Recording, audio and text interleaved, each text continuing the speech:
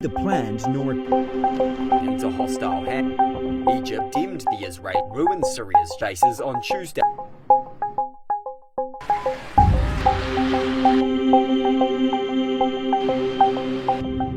Israel's attacks have smoke plume above is clear. जब Syria के राष्ट्रपति बशर अल असद सीरिया छोड़कर रूस भाग गए थे और बशर के भागने के बाद इजरायल ने सीरिया के तमाम सैन्य अड्डों पर हवाई हमले शुरू कर दिए थे, जो कि अभी तक जारी है। एक रिपोर्ट के मुताबिक इजरायल ने सीरिया के 80% सैन्य ढांचे को तबाह कर दिया है।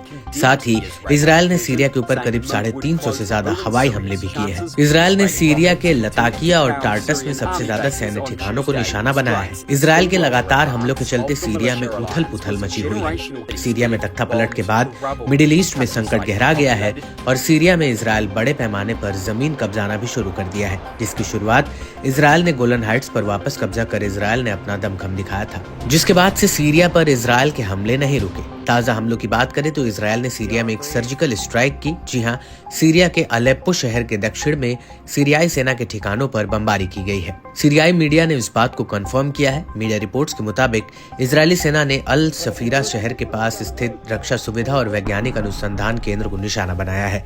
ये हमले सीरिया के अंदर इजरायल की ओर से किए जा रहे ताजा हवाई हमलों का हिस्सा है। इसके साथ ही Syrian Observatory for Human Rights ने कहा कि अलेप्पो के दक्षिण में रक्षा कारखानों पर इजरायली हमले के परिणाम स्वरूप कम से कम 7 बड़े विस्फोट सुने गए। हमलों में किसी के हताहत होने की कोई जानकारी नहीं है।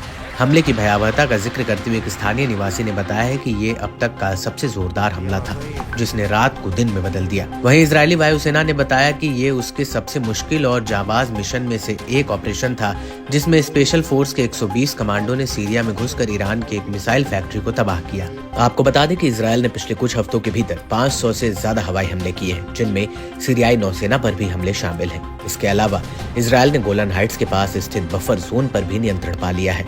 वहीं कुछ रिपोर्ट्स में ये भी दावा किया गया कि इजरायली सेना को दमिश्क से केवल 20 किलोमीटर की दूरी पर देखा गया है।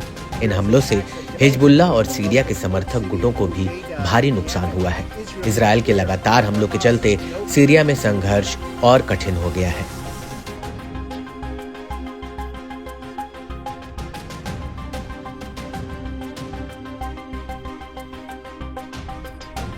the planned North A UN monitor into hostile hand.